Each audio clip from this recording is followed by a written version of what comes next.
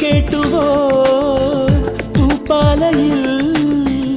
രാപ്പാടി പാടും പ്രേമരാവിൻ ചിന്തുകൾ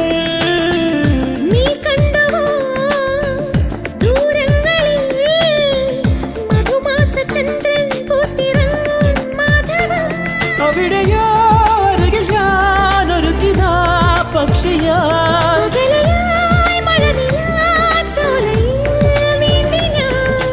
വിരഹമെന്ന പദമില്ല കവിതകളിൽ ഒരു നിമിഷം സുന്ദരൻ